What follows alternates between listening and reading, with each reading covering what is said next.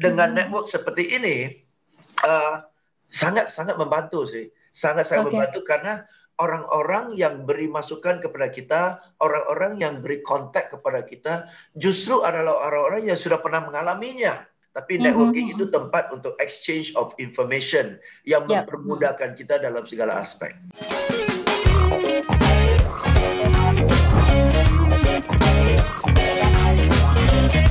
Pak James, kita sambung ya. Kalau tadi Bapak mengatakan bahwa yes, pertemanan yang ada di sosial media itu satu hal, tetapi kita harus tahu bagaimana mengolahnya sehingga bisa menjadi networking.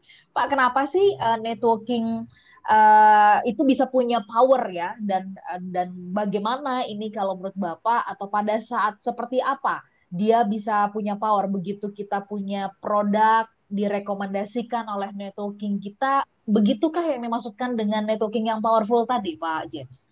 Bisa jadi yes, bisa jadi kalau kita ada produk yang mau kita salurkan lewat network kita masih bisa ya.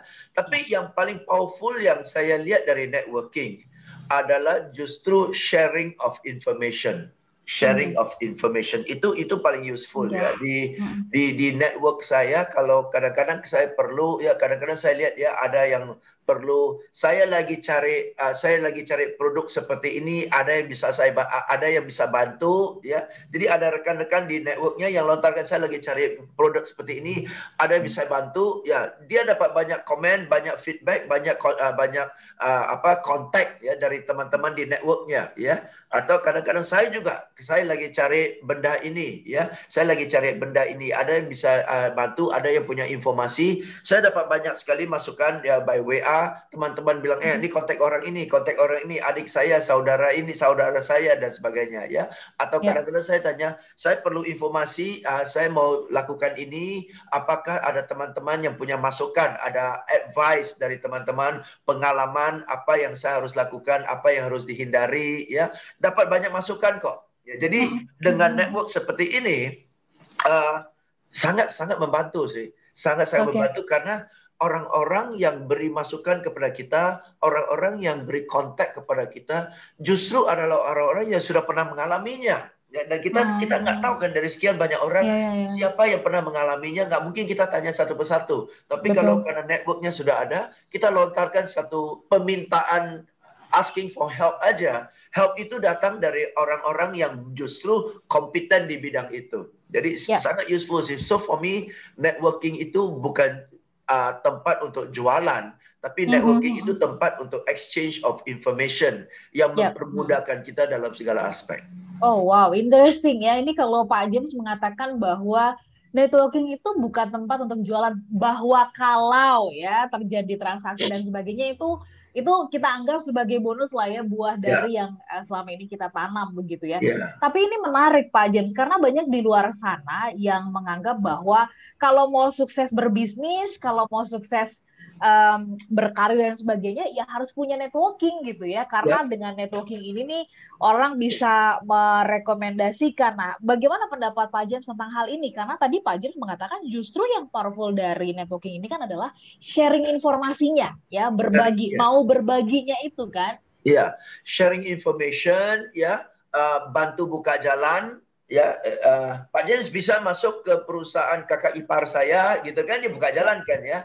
Atau saya mau jalankan usaha ini dan saya lagi cari partner, ya, antara teman-teman. Apakah ada yang berminat, gitu kan?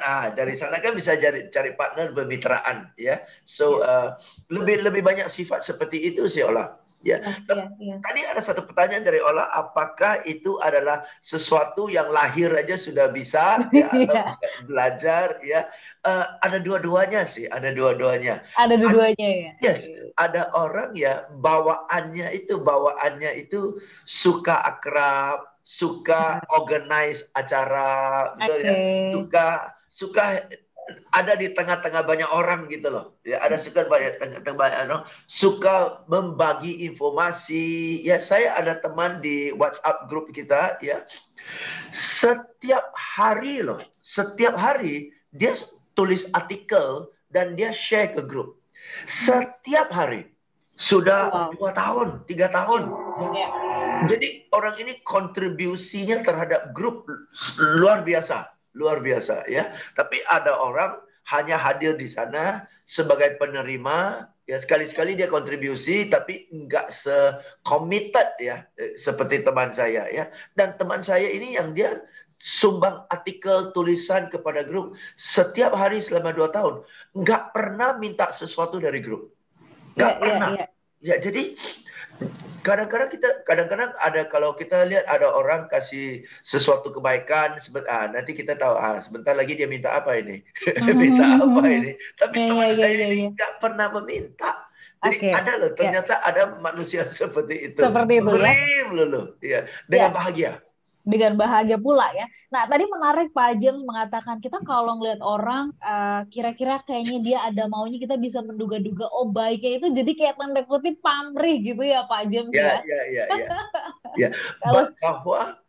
Bahwa kita dalam network itu ada give and take, itu haruslah ya, normal lah ya. Memberi terus sekali-sekali minta itu normal banget, betul ya. Ya, tapi ya teman ini saya yang unik ini, memberi artikel tulisan setiap hari selama 2 tahun, nggak pernah minta sesuatu. Amazing. Ya, tapi karena dia memberi terus ya, goodwill-nya udah tinggi sekali sih, goodwill-nya udah tinggi sekali di grup itu. Ya. Nah, kalau bicara tentang power networking skill, kenapa networking skill ini gitu ya perlu dimiliki? Apakah kalau menurut bakat iya satu hal, tetapi bagaimana mengasahnya menjadi sebuah skill yang benar-benar mumpuni. Jadi kalau ibaratnya ini adalah senjata, ini jadi senjata yang benar-benar tajam begitu. Kenapa kita membutuhkan ini dari yang sekedar kita memiliki, tetapi kemudian di-upgrade jadi sebuah skill itu, kenapa kita harus bisa memiliki itu kalau menurut Pak James? Yes, karena kalau skillnya tajam, berarti apa yang kita lakukan di networking group kita itu, di komunitas kita ya, itu akan lebih tepat sasaran, sehingga effort kita itu lebih optimal kan ya, sehingga kita lah sudah hadir di komunitas itu. Kalau kita hadir di komunitas itu tapi pasif, skill kita kurang, kita tidak melakukan sesuatu yang tepat, kehadiran kita kan sia-sia. Ya kan? Atau kita sudah lakukan sesuatu untuk komunitas itu yang kita rasa berguna, tapi ternyata tidak terlalu bermanfaat, yang kita lakukan juga sia-sia. Atau kalau kita sudah lakukan kebaikan, sekali-sekali kita minta sesuatu, cara memintanya salah, pun tidak dapat respon, sehingga kita kecewa. Saya sudah memberi melulu, pas saya minta nggak ada yang respon, kita kecewa juga ya. Jadi perlu ada skill untuk bagaimana hadir sebagai anggota komunitas, apa yang harus dilakukan untuk komunitas itu, bagaimana cara meminta support dari komunitas, bagaimana menunjukkan apresiasi terhadap orang yang sudah support kita di komunitas, itu kan ada caranya. Kalau kita tidak tahu caranya, ya kehadiran kita di komunitas itu nggak optimal sih. Betul. Jadi supaya tepat sasaran, apakah itu kita memberi atau apakah ketika kita meminta pertolongan gitu ya.